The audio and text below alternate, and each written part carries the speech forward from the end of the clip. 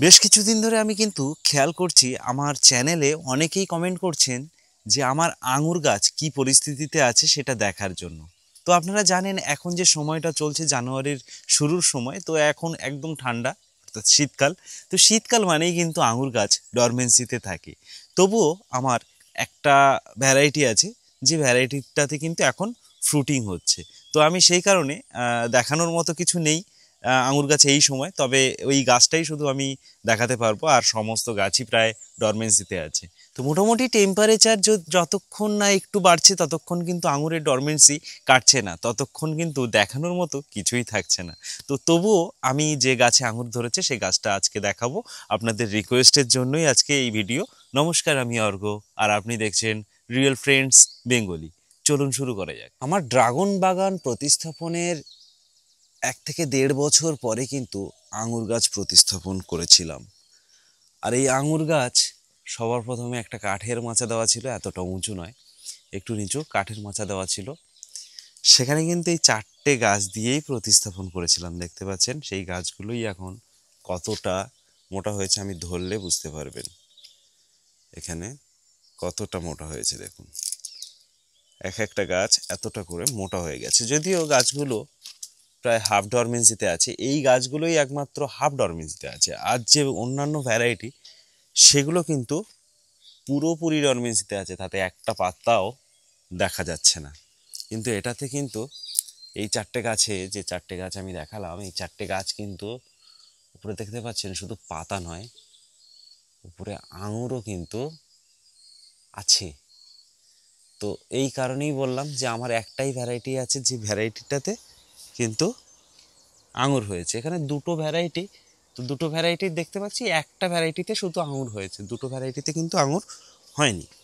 এখানে মাঝখানের যে দুটো গাছ সেই দুটো মানে একেবারে ব্ল্যাক আঙুর, আর যেটা দুই সাইডে আছে এই দুই সাইডে এগুলো কিন্তু একটু লালি কালারের।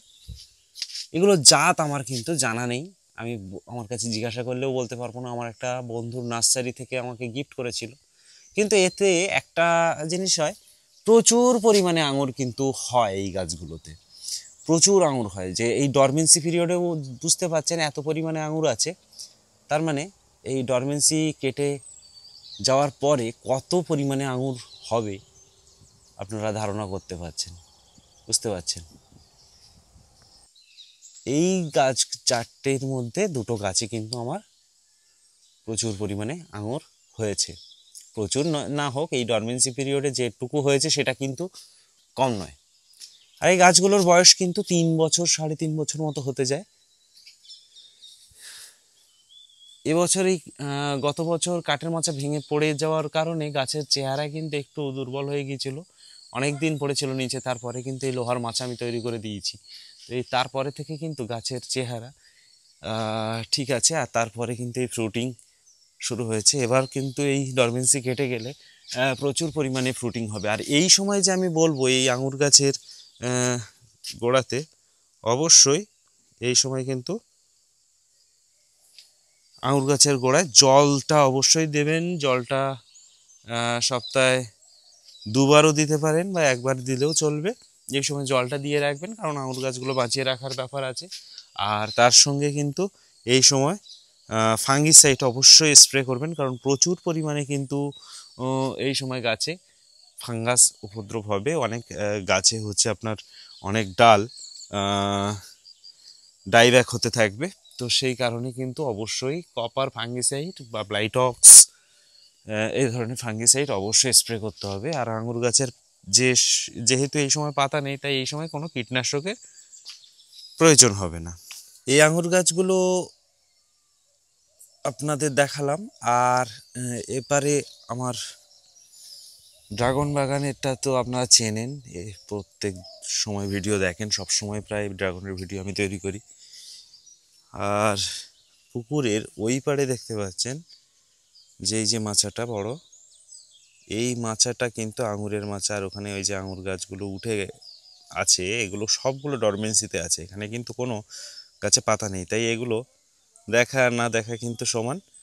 যখন পাতা আসবে, যখন দেখার মতো হবে, অবশ্যই আপনাদের কিন্তু এই গাছগুলোর ভিডিও তৈরি করে দেখিয়ে দেব। মোটামুটি আপনারা বুঝতে পেরেছেন যে আঙুর গাছ এই সময় কি পরিস্থিতিতে আছে, আর এই পরিস্থিতিতে শুধুমাত্র যে ট্রিটমেন্টগুলো বললাম সেইগুলোই শুধু করবেন, তার চেয়ে বেশি কিছু একদমই এই সময় প্রয়োজন নেই।